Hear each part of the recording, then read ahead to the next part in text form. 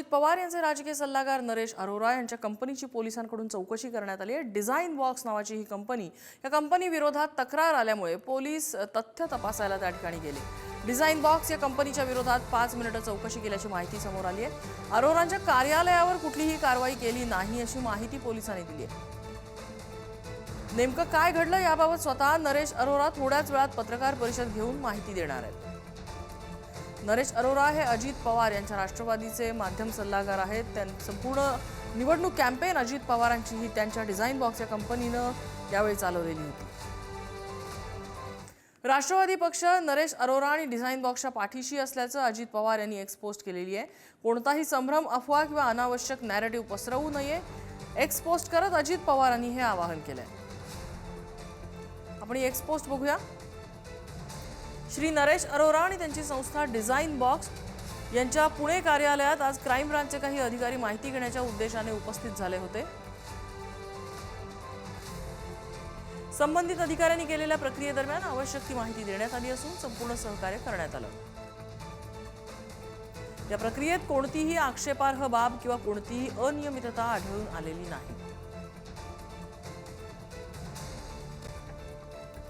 या संपूर्ण विषयात पक्ष श्री नरेश अरोरा आणि त्यांची संस्था डिझाइन बॉक्स यांच्या पाठीशी ठामपणे उभा आहे।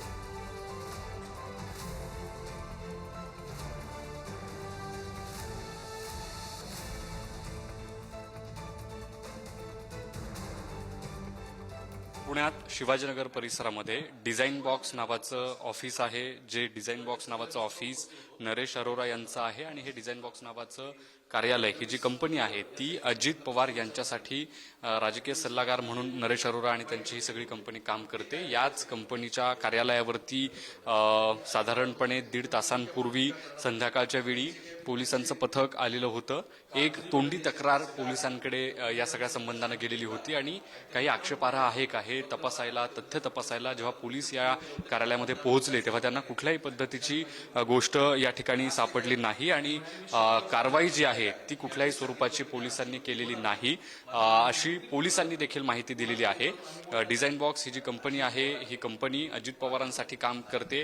पुणे मनपा किंवा एकूण राज्यात जिथे जिथे महानगरपालिकेच्या निवडणुका आहेत तिथे डिझाइन बॉक्सनं काम केलेलं आहे आणि याच विरोधात पोलिसांकडे जी तक्रार आलेली होती या सगळ्या तक्रारीच्या संदर्भानं पोलीस जेव्हा या कार्यालयावरती पोहोचलेले होते तेव्हा पोलिसांनी या ठिकाणी सगळी चौकशी केली। काही ज्या त्यांना गोष्टी वाटल्या त्याबद्दल त्यांनी तपास केला, मात्र कुठल्याही पद्धतीचं आक्षेपार्ह पोलिसांना काही आढळून आलं नाही। त्यामुळे कुठल्याही पद्धतीची कारवाई जी आहे ती पोलिसांनी या ठिकाणी केलेली नाही असं पोलिसांनी देखील स्पष्ट केलेलं आहे।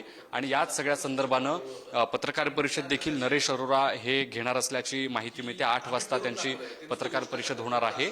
अजित पवार यांच्यासाठी किंबहुना त्यांच्या पक्षासाठी याच कार्यालयातून काम चालू असतं आणि डिझाइन बॉक्स ही मागच्याही इलेक्शनच्या वेळी कॅम्पेनसाठी अजित पवारांसाठी काम करत होती।